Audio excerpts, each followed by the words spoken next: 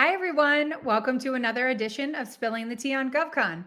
I'm Teresa Moon, Director of Market Strategy for Parabolis. We're the preeminent partnership for government contractors, providing holistic support that includes a line of credit to fund your growth. The purpose of this podcast is to assist small businesses with success in the federal marketplace by introducing them to industry experts and resources that they may not otherwise know about. Today, we welcome Melinda Colón, GovCon expert and business owner, specializing in helping government contractors win bigger, better contracts. She's also the host of Legacy Builders Unleashed podcast. She and I were introduced recently by a mutual friend, and I've come to realize just how special and unique she is and how impactful her partnership can be for my network. Welcome to the show, Melinda. Thank you so much for having me here, Teresa. Pleasure to be here. Absolutely. Thank you so much. Before we get started, can you please share a little bit more information with our audience who may not be familiar with you? Tell us Mhm. about yourself, your podcast, your background, how you got started in government contracting, and anything else that the audience might want to know, and especially include some specific services that you provide through your businesses. Oh, wonderful. Okay, so thank you so much for asking. The number one thing I think would help your audience serve your audience the best way in getting to know me is I'm a winner. I love winning. I love being competitive, and it really fits perfectly within government contracts. Government contracts is all about staying in the game, improving through the iterations. And that is how I serve my clients, is helping them and being that partner and that accountability member of their team to just continue to improve and grow and build their business, really getting excited about their wins. So, a little bit about how I got into the world of government contracting. I was in corporate America, and that was my job. It was to help businesses win government contracts. I mean, from multiple six figures all the way to multiple $100 million contracts. And I learned a lot throughout the way. But as your listeners know, at the time, let's say 15, 20 years ago, there wasn't a roadmap. There wasn't a guidebook on how to be strategic and intentional about how to win. And so I crafted my own. And I started using that. I started actually implementing it in my day-to-day activities, and I started to see the results were outstanding. So fast forward, started my own business where I was handling proposal development, supporting with business development, forecasting, capture planning. And one of my clients asked me, he said, "How are you doing this? How are you getting these wins for people? How has it been that we've been working with you for just a few months? And for every contract, it's been an award after an award." And I go back to the GovCon sales strategy. This is my system. It's my proven system to work, regardless if you're just starting out or you're scaling and acquiring other businesses. It is just something that works because it has just simplified what is so complicated about government contracting for state, local, and also federal contracting to make it as easy and as simple as possible to work with a business versus just taking a ton of time, trial and error, trying to figure it out on your own. I mean, I'm sure that the ears are perked up on every single person that's listening to this right now because everything that you've said, or everything that all business owners in every industry, let alone government contractors, are really aiming for. And so, if you're listening now, get out your pen and paper because she's going to be giving you some nuggets that you won't want to miss in a part of your expertise that is super pertinent all the time, but especially given that we are in the beginning of the fiscal year, it's Mm, especially important for people to be thinking about not only those that they're going to be bidding over the next couple of months, but those that they're looking to down the pipe, how to essentially get pricing strategies that are aligned with success for the federal yes. contractor. And Mm. so, I love that when we were preparing for this, you have a whole array of expertise that you can apply to the work that you do with the businesses that are listening today. But this one I felt like was something that we could settle into, and things, especially right now, given a shutdown, people have some time to reassess their business practices. So it's a perfect timing for us to jump in on that. So I without further ado, um, yes. I'd love to know, why do federal buyers sometimes choose higher priced bid Mm. over a cheaper one? I actually wanna use a story. I was thinking about Great. this question, and I wanted to use a story specifically. One of our clients who is a consultant, a project management consultancy, she's a one person firm and she wanted to win a federal government contract. It was something that she had her eyes on for a while. When she came to me, she had listened to everything on YouTube and social media and podcasts and books and everything, and a lot of community conversations.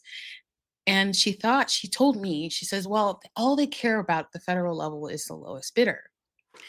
And I challenged her on that. I said, okay, so really think about it as a buyer, as someone who is going to be investing millions upon millions of dollars. Are you focused only on the price or are you looking at the value? You see, federal buyers aren't bargain hunters, they're risk managers. They're Mhm. looking at the most value out of what you're going to deliver to them, especially for an IDIQ or a MADOC, where you're basically connected to them for a long period of time. They want to make sure that the outcome that they're asking for is something that you can perform or deliver on. Mhm. So you don't want to just be, consider yourself the lowest bidder. You want to be strategic about how you position yourself in the marketplace. And instead of leaning with fear, focus on faith and confidence that you have something that you're bringing to the table that they need, that they require. So, fast Mhm. forward for that specific client, we worked through her response and, she was definitely hesitant. We did a little bit of research and found out through FPDS what they typically accept or award for contracts. And she thought to herself, I have to be lower than that. And I said, well, hold on, wait a minute. We have to keep in consideration the market trends. We also have to keep in consideration your profit margins. Because if you're not good with your profit margins, then you're not going to deliver excellence and they're going to feel it. So we want to make sure that being really intentional about our pricing strategies to incorporate something that's going to reflect the excellence that we can deliver. Really looking at those line items, really considering what's going to be included in that price and not just, just blindly shotting something out there just to put something together, just to have it out there and just to win. It's not about the win, it's about the long term relationship that you get to Mhm. build with a federal buyer. Because here's the thing, when they realize that you're not the risk, when you're actually the lowest risk, even though your price is a little higher than the lowest price, that sets you up for a standard that most people can't compete with. And that is what you want at the end of the day.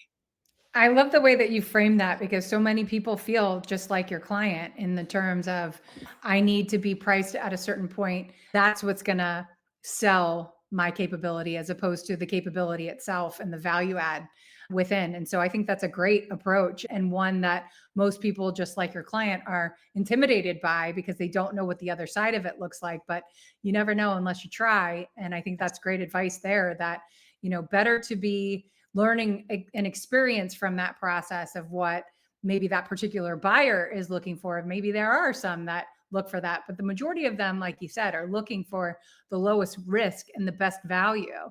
And they're Yes. not so concerned with the price tag to it. And so I think And that's great advice. now, there will be times because there's different pricing strategies for every solicitation. So there will be times where they do say it's going to the lowest bidder. But Mhm. oftentimes that is a productized business. It is not asking for a service business or a service plus materials business.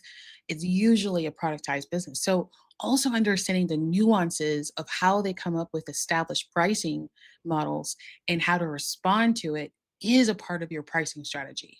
So the research into it is important as well. And if you're not knowing how to do that, even more of a reason to have an expert like you helping them through that so that they can identify those as well. So that's Yeah. awesome. And I think that's a great segue into the next question that I have for you is that how do agencies actually evaluate the best value in practice? What matters most to them beyond the numbers?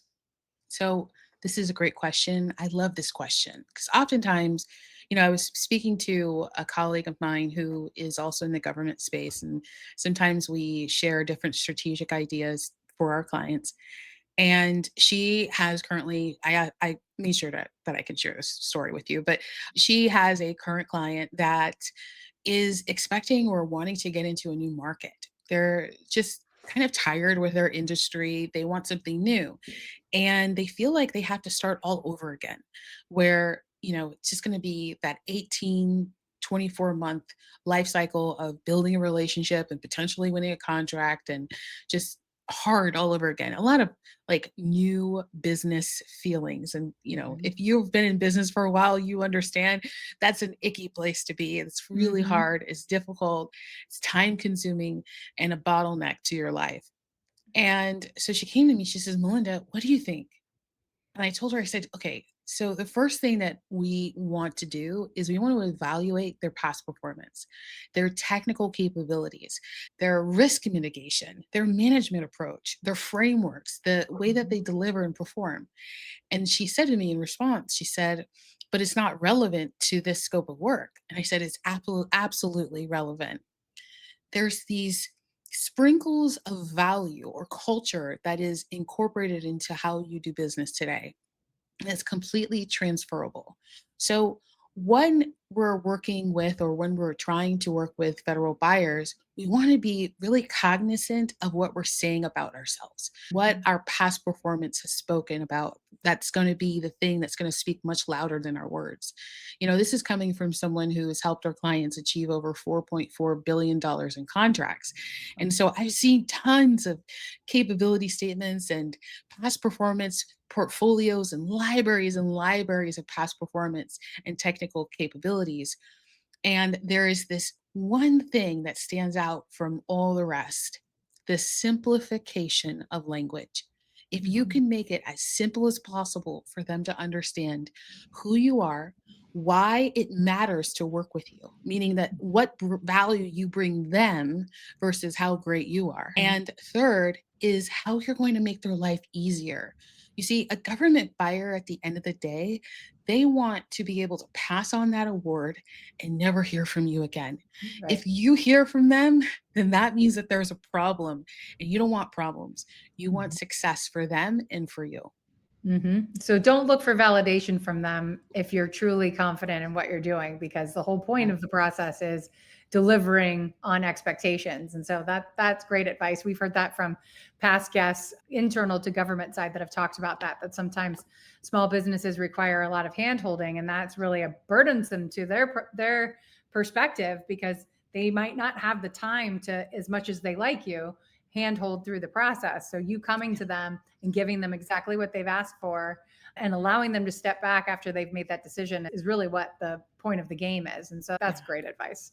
Yes. So going back a little bit to how we are pricing things out, what are some Mm. signs that a company has priced too low to stay compliant, or most importantly, profitable? Because that's the name of the game. Yes. Biggest red flag is they don't cover the overhead or fringe. They have not taken into consideration all of the line items I mentioned earlier. If we're just crafting a number, what we assume or what we think it's going to be, even after we've done the research, it's not good enough. The Yeah. government buyers are really, they're smart. This is not their first rodeo in most instances. They Mhm. have looked at solicitations and they've been in procurement for a while. So they're not just looking at your contract or, excuse me, your response for a contract. They're looking at hundreds, if not thousands, a month. And so you have to keep in mind that after a while, it's just like anything that you master. After a while, you can just automatically see when something is out of place. So we don't want to just underbid or just kind of come up with a number out of the blue or do a calculation on our phone. We want to be really intentional with a spreadsheet or within your reporting system so that you could see how is this contract going to impact your business. And, I get a little pushback because it's like, well, I'm trying to win the contract. And I completely understand. You might have some hesitation, like, I'm kind of trying to win this contract. And that is why you want to set your price to succeed. Because Mhm. at the end of the day, you are thinking about the price and the award of the contract, but the buyer is thinking about the delivery that Right. they want to get done. And going the cheapest route isn't going to afford you, especially in a service based contract, the ability to hire the best possible people and then still be able to cover all of the expenses there Yeah. and earn a profit on the other side. We see that a lot with small businesses who are trying their best to beat the curve of that, how long it's going to take them to win their first contract. And they Yeah. tend to forget about the details that are helping them actually stay in business, which obviously is helpful because without you, we're just delineating from the base itself. And so that's Mm. great advice across the board. I hope people have their pen and paper out and are taking notes here because I'm sure many of them can relate to all the things that you've just said. With regard to making some mistakes, what are you seeing Mm. sometimes when you're dealing with your clients that are common mistakes that contractors make when they're setting their rates? You've talked about a few. I'm sure there's some others that people might be able to relate to as well. Oh man. So going back to different pricing strategies, time plus materials, Yeah. FFP, cost plus, not actually calculating it appropriately or trying to hide a fee in another line item. Don't do that either. Yeah. Because it's always going to come in. It's always going to be revealed. You can't keep up either, too, because the next iteration of a contract and you submit a bid and it completely whacked off. It's completely different and they're going to know. They're going to know. So we just want to be really, just integral with our pricing, but also one thing that I see business owners make over and over again is that they are not factoring in for indirect costs. Hmm. That hurts you. That hurts you because change orders, they don't want to see change orders. They don't want to see, oh, wait, we aren't able to do X based off our agreement. No, they want it done by a professional. And Hmm. so, really, just not looking at it as an opportunity just to win a contract, but look at it as an opportunity to build a relationship with a government buyer who is constantly, and I say this over and over again, constantly buying what you sell. Hmm. So looking at every single line item, don't just go to FPDS or USA spending and look at what the contract value was of what was previously awarded to. You want to also make sure that you understand the breakdown. Even if you need to request a FOIA, even if you need to do that, I'd prefer you do the due diligence first before you submit something without clarity. You can Hmm. ask these questions during the procurement process. You can also just pick up the phone and reach out to other contractors. There's people are having the same challenge as you, trying to Hmm. figure out what to do about pricing. How do I need to position this? What materials are you using? What is the standard that you're performing at? So this is a conversation, a dialogue you can have openly and make your own decisions for your own business. Oh Yeah. yeah. And I mean, I think to also make the point that if you go in too low and you recognize after the fact that's been the issue, it's hard to make up for that deficit when going after a recompete because you've already bid it low Yeah. like that. And so there's Yeah. no way for you to make up for the mistake afterwards because if it's the same people, the same buyers, they Yeah. already know what you came in at before and they're not going to expect for that to change. And so it's you kind of put yourself in a rut then in terms of being able to dig out of the trench that you dug for yourself. And so that's why Yeah. putting in the front end work and really understanding the market research that Yes. went into building that. And that's why I think it's so important that people don't try to do things like this on their own if it's not an expertise of theirs, because we've Yes. had years and years of experience here and many opportunities with multiple clients to show Yeah. what all the scenarios look like within that, instead of it just being, this is what I think you should do. You can say historically this is what has worked, and so Yeah. I reinvent the wheel, right? Take it from me, I've won billions of dollars worth of contract awards. Yeah. So it's really important that impact is there, that you aren't necessarily an expert at it. So may as well expand your team to include someone like Melinda who can help you with things like that, because the impact to your bottom line is huge. And I think it's Huge. usually the differentiator of how people succeed or disappear from the market. It's based Yep. on things just like this. I mean, pricing strategy is super important. Yeah. And if you don't understand all of the factors that go into it, you could be missing something that could be completely detrimental to the future success or the future period of your company. So Yes. I think it's super Yes. important that you've noted all of those things. And, we try as small businesses to contain costs as best as possible so that things can be put into other buckets for your operating expenses. But when you cut those types of value into your process because you're trying to save a buck, it ends up costing you more in the long run. So I can't encourage people more than, if this is something that you see as a deficit in your process, definitely reach out to Melinda, who can help you with not only this aspect of your work, but in other preparatory Yeah. processes as you're going after those contract awards in the future. I just wanted to add something else because I love what you just pointed out and wanted to just emphasize this so much, and hopefully it lands where it needs to. Is at the end of the day, when we're looking at government contracting and getting awarded contracts, it isn't about today. It's about the long term of the relationship that can last for decades. So, what I have my clients do, and this is an exercise that your audience is welcome to participate in. And if you need to listen to the podcast again, like take notes, do it. You're in the car or something like that, come back to this. Because the first thing that I believe, and after talking to different contracting officers, if you don't know how you're going to deliver or perform the work, more likely you're going to have a low win rate because they're looking for low risk. This is going to Mhm. help you with your pricing. This is going to help you with putting together your bid packages overall. Because if you understand they are where they are right now and they have an end result, which is detailed in the solicitation of where they want to go, and you can specifically articulate what each performance step looks like, that will help you with your pricing but also set you up for success. So Mhm. instead of just looking at the contract, that one single iteration, consider, okay, I'm going to build a relationship, a long-term relationship. If I take the time now to go through an exercise to really develop price strategy for this client, then I spend less time building a pricing strategy next iteration and the next time and the next time and the next time because you have a flawless system. And not only is it going to impact your margins in a positive way, but it's also going to impact your operations. So Mhm. that way you can have a simplified step by step process and at the end of the day, simple scales. So this is not just pricing on its own, but it's also pricing to win big in government contracting. And there is a difference. Yes. And most people understand that in a big way.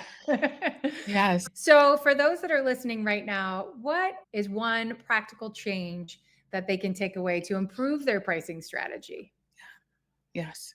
I guess I jumped a gun a little bit, Is but that it? just I'm sure you've yeah. got Well, others. Yeah. I do. I my gosh, I have so many. We could be here all day.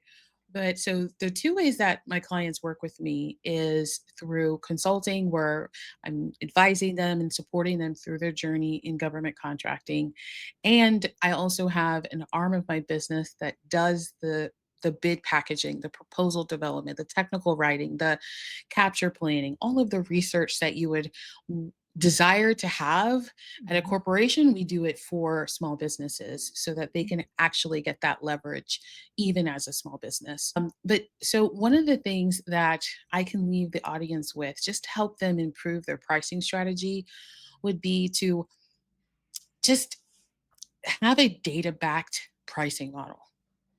Have a data backed pricing model. If you don't have a formulation for how you come up with a price, or let's say like how you calculate every single line item, Mhm. everything beyond what they're asking for, okay? It's the gray area. It's the things that are miscellaneous that kind of flow from one bucket to the next. Really get crystal clear on that. The clearer that you are, this is a secret, the better your margins are, Mhm. because that gray area is where most people hurt themselves. They Mhm. don't know what they don't know. And so they just, well, we'll just add 3% to that just to cover, additional expenses. Understand what that additional expense is.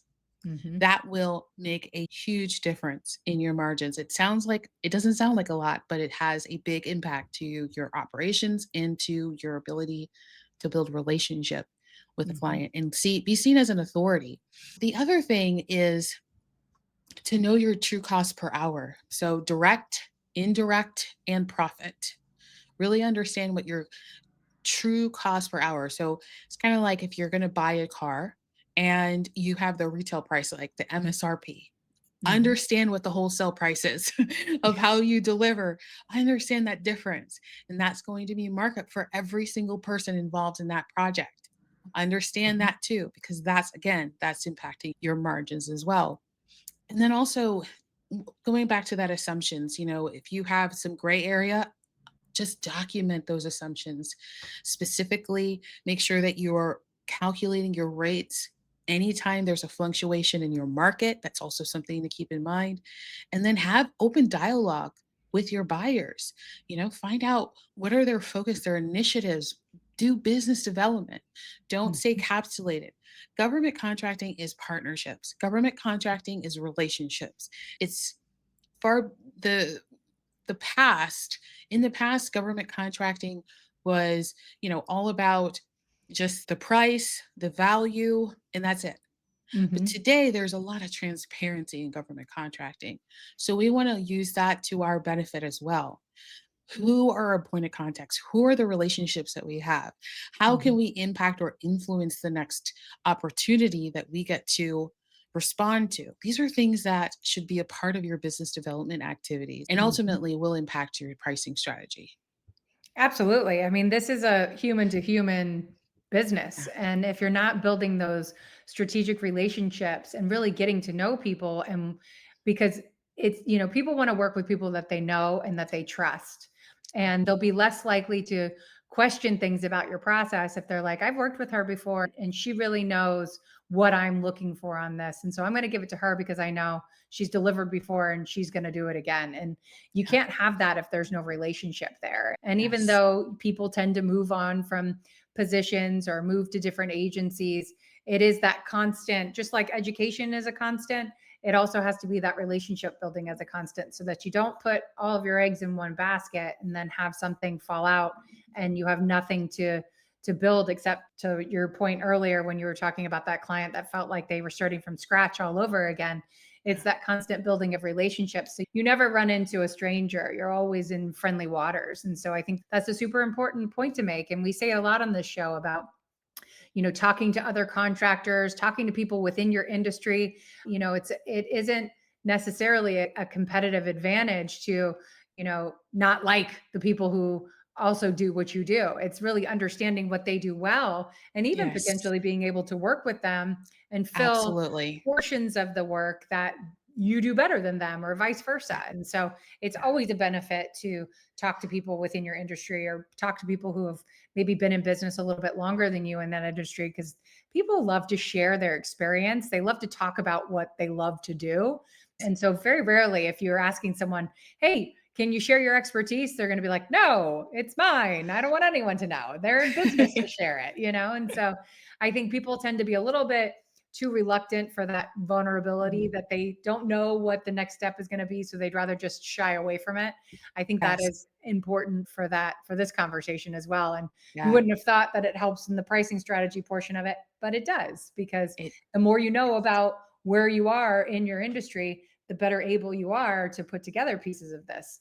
So yes. I think that's awesome. Before I let you go, though, if you wouldn't Yeah. mind, let our listeners know about your podcast, Let It Legacy Builders Unleashed, where they can Yeah. find you, how often you put that out. I'd love to be able to share that. Absolutely. So, Legacy Builders Unleash is a podcast about helping business owners, entrepreneurs really establish something that lasts longer, well, last beyond you, right? So we bring different guests on for different areas of business, talk about their experiences and their journeys, and just really just sharing that knowledge and that expertise with our audience so that they can go even faster and just kind of skip a lot of the challenges that happen in entrepreneurship and business. We also have an upcoming series that I'm really excited. I've talked to you about this, Teresa, is the upcoming series about government contracting. What does it look like in the inside? And so we're going to have an entire series dedicated to hearing directly from buyers, but also those that are seasoned professionals in government contracting and just really share that wealth of knowledge with our community in their journey in business and really scaling and providing excellent services. That sounds We're awesome. I'm super excited. I'm very excited about that. It's gonna be amazing. Gonna serve so And many people. and where can they find you? So the best place to find me is on LinkedIn. So you Mhm. exactly how my name is spelled, Melinda Colón. If you look it up, you'll see my beautiful face will pop up. It'll be the first one that shows up. Or you can go to melindacolon.com and connect with me, see all the upcoming virtual events, or get access to my digital books or anything like that. Is all on there. Just resourceful to help you in your journey. Awesome. And we're going to include the links to your digital books in our promotion of this podcast. So be sure to take a look at all of that as well. I really appreciate your time today, Melinda, and all of your insights. I think that this has been a really great conversation, and I look forward to talking to you on the show again soon. Thank you so much. I appreciate Awesome. it. It's awesome. Thank you. And thank you all for joining us. As always, we pride ourselves on sharing the most insightful and exciting people and information to help you better navigate your GovCon journey. If you like what you heard today, you can see all of our past podcasts, which are archived on our Parabolas YouTube channel. Stay tuned for all of our future guests in the coming months as we help you grow to great heights in the year ahead. I'm Teresa Moon, and this is Spilling the Tea on GovCon. Have a great day, my friends.